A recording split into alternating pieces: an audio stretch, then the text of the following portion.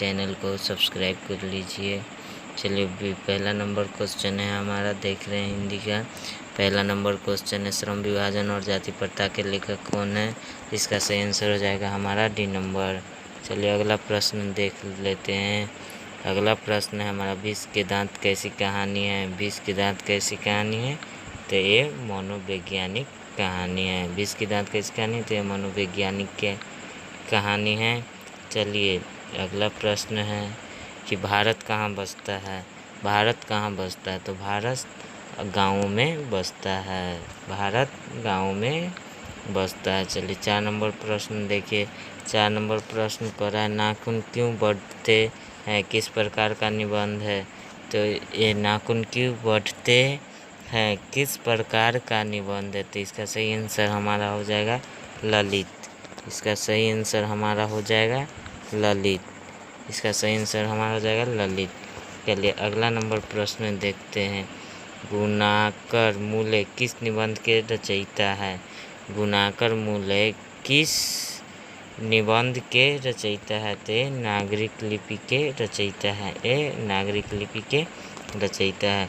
चलिए अगला प्रश्न देख लेते हैं। नागरिक लिपि कब नागरिक लिपि कब एक सर्वाधिक लिपि थे?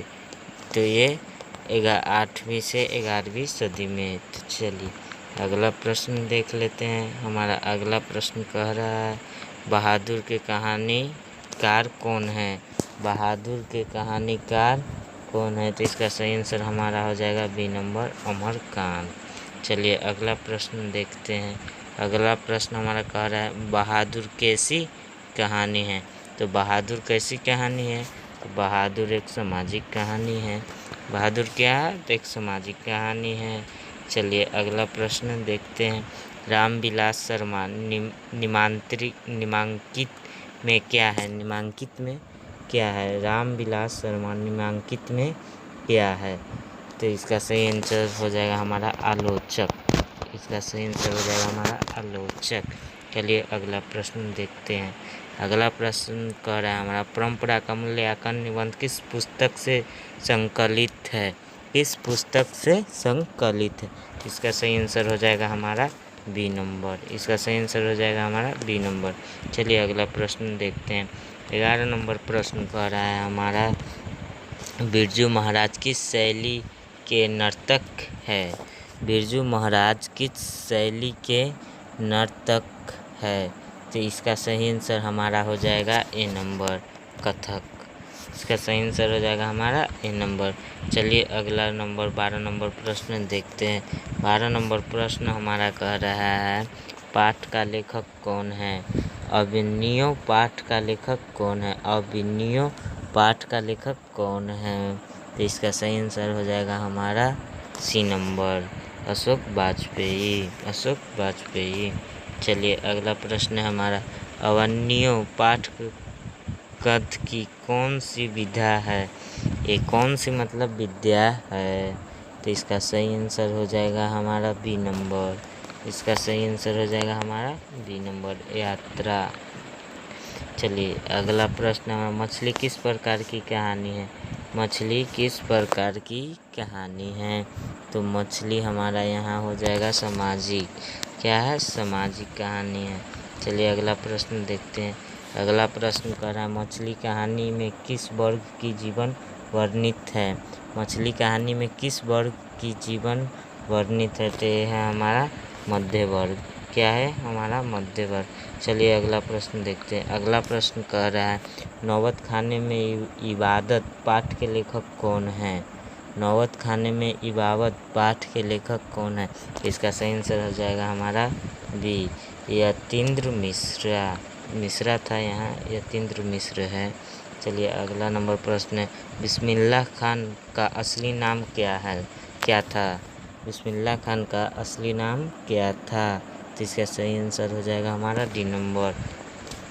चलिए अगला प्रश्न देखते हैं। अगला प्रश्न कह रहा है हमारा, गांधी जी को महात्मा किसने कहा? गांधी जी को महात्मा किसने कहा? इसका सही आंसर हो जाएगा हमारा बी, रविंद्रनाथ ठाकुर। रविंद्रनाथ ठाकुर ने।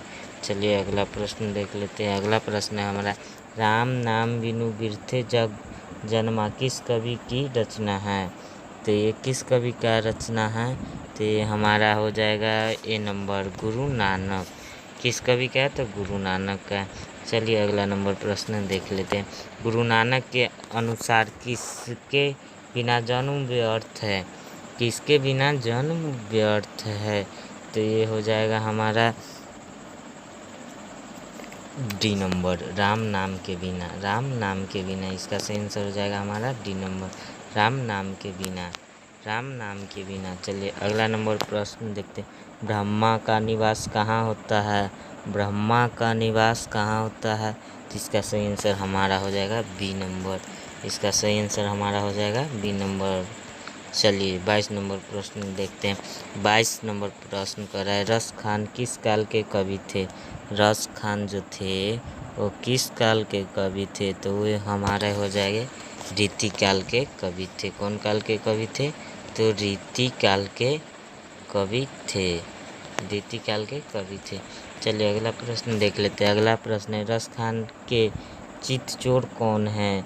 रस खान के चित्तचोर कौन है? तो इसका सही आंसर हो जाएगा हमारा बी नंबर, कृष्ण। चलिए अगला नंबर प्रश्न देख लेते हैं। अगला नंबर प्रश्न है, अति सुधो स्नेह कुमारक शीर्षक सोए किसकी रचना है? ये बोल रहे हैं कि किसकी रचना है? तो इसका सही आंसर हो जाएगा हमारा बी नंबर, घनानंद जी की है। किसकी है? घनानंद जी की है। चलिए अगला प्रश्न देखते हैं। अगला प्रश्न कहती है, कवि प्रेमधन के अनुसार भारत में आज कौन सी वस्तु दिखाई नहीं पड़ती है? कवि प्रेमधन के अनुसार भारत में आज कौन सी वस्तु दिखाई नहीं पड़ती है? तो इसका सही आंसर हो जाएगा हमारा ए नंबर, कौन सी वस्तु? तो भारतीयता। चलिए अगला नंबर प्रश्न देख लेते हैं। अगला नंबर प्रश्न है, भारत का आंचल कैसा है? भारत का आंचल कैसा है? तो ये तो सब लोग को पता होगा, धूल और भरा। चलिए अगला नंबर प्रश्न देख लेते हैं। कवि के अनुसार जनतंत्र के देवता कौन है? कवि के अनुसार जनतंत्र के देवता कौन है? तो इसका सही आंसर हो जाएगा हमारा सी नंबर, किसान मजदूर। चलिए अगला नंबर प्रश्न देख लेते हैं। अगला नंबर प्रश्न कह रहा है कि अज्ञग किसका उपनाम है? अज्ञग किसका उपनाम है? तो ये हमारा हो जाएगा ए नंबर। इसका सही आंसर हो जाएगा हमारा ए नंबर। चलिए अगला प्रश्न देख लेते हैं। अगला प्रश्न कह रहा है, हिरोशिमा कविता में सूरज की संज्ञा किसे दी गई है? हिरोशिमा कविता में सूरज की संज्ञा किसे दी गई है? तो इसका सही आंसर हो जाएगा हमारा बी नंबर। इसका सही आंसर हो जाएगा हमारा बी नंबर। चलिए अगला प्रश्न देखते हैं। अगला प्रश्न कह रहा है, एक वृक्ष की हत्या के कवि कौन है? एक वृक्ष हत्या के कवि कौन है? तो इसका सही आंसर हो जाएगा हमारा सी नंबर, कुंवर नारायण। चलिए अगला नंबर प्रश्न देखते हैं। अगला नंबर प्रश्न कह रहा है मेरा, लौट कर आऊँगा फिर कविता में कवि का कौन सा भाव प्रकट होता है? ये ना पिछले बार 2021 में ये फर्स्ट सीटिंग में ये क्वेश्चन आया था। ये फर्स्ट सीटिंग का क्वेश्चन है, तो इसे कैसे भी करके याद कर लीजिएगा, ठीक। चलिए तो इसका सही आंसर हो जाएगा हमारा 31 का सही आंसर हो जाएगा बी नंबर। 31 का सही आंसर हो जाएगा हमारा बी नंबर, धर्म भाव। चलिए अगला नंबर प्रश्न है। अगला नंबर प्रश्न कह रहा है, मेरे बिना तुम प्रभु किस कवि की रचना है? मेरे बिना तुम प्रभु किस कवि की रचना है? तो इसका सही आंसर हो जाएगा हमारा सी नंबर। इसका सही आंसर हो जाएगा हमारा सी नंबर। इसका सही आंसर हो जाएगा हमारा सी नंबर। चलिए अगला प्रश्न देखते हैं। अगला प्रश्न कह रहा है, रिल्के ने काव्य के अतिरिक्त और किन किन विधाओं में रचना की है? तो इसका सही आंसर हमारा हो जाएगा बी नंबर, कहानी और उपन्यास। चलिए अगला प्रश्न देखते हैं। अगला प्रश्न हमारा, दही वाली मगमा के रचयिता है? दही वाली मगमा के रचयिता कौन है? क्वेश्चन का कहने का मतलब ये है, तो इसका हमारा सही आंसर हो जाएगा श्रीनिवास। चलिए अगला नंबर प्रश्न देखते हैं। अगला नंबर प्रश्न कहते हैं, ढहते विश्वास के रचयिता कौन है? ढहते विश्वास के रचयिता कौन है? तो इसका सही आंसर हो जाएगा हमारा सी नंबर। इसका सही आंसर हमारा हो जाएगा सी नंबर। सुजाता नहीं, ये सातकोडी होता। ढहते विश्वास के रचयिता सातकोडी होता। इसका सही आंसर हो जाएगा ये सातकोडी होता। चलिए अगला नंबर प्रश्न देखते हैं। 36 नंबर प्रश्न कर रहा है, मंगू जन्म से ही है, मतलब मंगू जन्म से क्या थी? मंगू जन्म से क्या थी? तो वो पागल थी। मंगू जन्म से ही पागल थी। चलिए अगला नंबर प्रश्न देखते हैं। नगर कहानी के कथाकार है। नगर कहानी के कथाकार है। नगर कहानी के कथाकार कौन है? तो इसका सही आंसर हमारा हो जाएगा बी नंबर, सुजाता। चलिए अगला नंबर प्रश्न देख लेते हैं। अगला नंबर प्रश्न है, धरती तब घूमेगी नायिका है। मतलब धरती कब तक घूमेगी कि नायिका क्या है? तो इसका सही आंसर क्या होगा? इसका सही आंसर हो जाएगा हमारा सी नंबर, सीता। इसका सही आंसर हो जाएगा हमारा सी नंबर। चलिए इसको थोड़ा छोट कर लेते हैं, यहाँ से इसको छोट कर लेते हैं थोड़ा। इसका सही आंसर हो जाएगा सी नंबर। चलिए 39 नंबर प्रश्न देख ले हैं। 39 नंबर प्रश्न बोले, सवाल तो डैश का ही है। तो इसमें क्या होगा? सवाल तो डैश का ही है। तो इसका सही आंसर हमारा हो जाएगा रोटी। सवाल तो रोटी का ही है। चलिए अगला नंबर प्रश्न देखते हैं।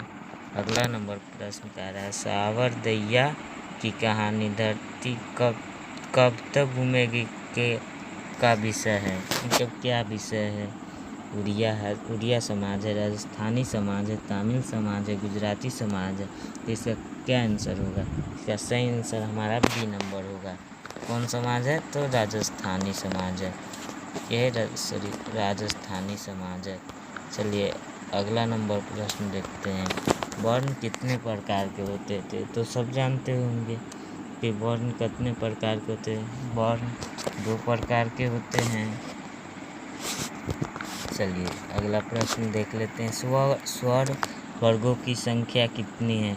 स्वर वर्गों की संख्या कितनी है? ये तो सब जानते होंगे, 11। चलिए अगला प्रश्न देखते हैं। व्यंजन वर्णन कितने हैं? व्यंजन वर्णन कितने हैं? व्यंजन वर्णन कितने हैं? तो इसका सही आंसर हो जाएगा 33। चलिए अगला नंबर प्रश्न देख लेते हैं। अगला नंबर प्रश्न है, म का उच्चारण स्थान क्या है? मतलब म का उच्चारण स्थान क्या है? तो इसका सही आंसर हो जाएगा हमारा नासिक। चलिए अगला नंबर प्रश्न देखते हैं। जवानी कौन सी संज्ञा है? जवानी कौन सी संज्ञा है? इसका सही आंसर हो जाएगा हमारा बी नंबर। चलिए अगला प्रश्न देखते हैं। अगला प्रश्न कह रहा है, लकड़ी कौन सी संज्ञा है? लकड़ी कौन सी संज्ञा है? इसका सही आंसर हो जाएगा हमारा डी नंबर। चलिए अगला प्रश्न देख लेते हैं। अगला प्रश्न कह रहा है, जेठानी शब्द का पुल्लिंग रूप क्या होगा? जेठानी शब्द का पुल्लिंग रूप क्या होगा? इसका सही आंसर हो जाएगा जेठ। चलिए अगला प्रश्न है, पोशाक का बहुवचन क्या होगा? पोशाक का बहुवचन क्या होगा? इसका सही आंसर हमारा हो जाएगा पोशाक। ये पोशाक। चलिए अगला नंबर प्रश्न कह रहा है कि घर में कुत्ता भी शेर होता है। इस वाक्य में किस कारक की विभक्ति है? तो ये मतलब ये कौन करता है? करण करता है, संवर्धन करता है, या कर्ता करता है, या अधिकरण? तो इसका सही आंसर हमारा हो जाएगा डी नंबर। इसका सही आंसर हमारा हो जाएगा डी नंबर, अधिकरण। चलिए लास्ट नंबर प्रश्न देख रहे हैं। हमारा लास्ट नंबर प्रश्न है, आनंदी में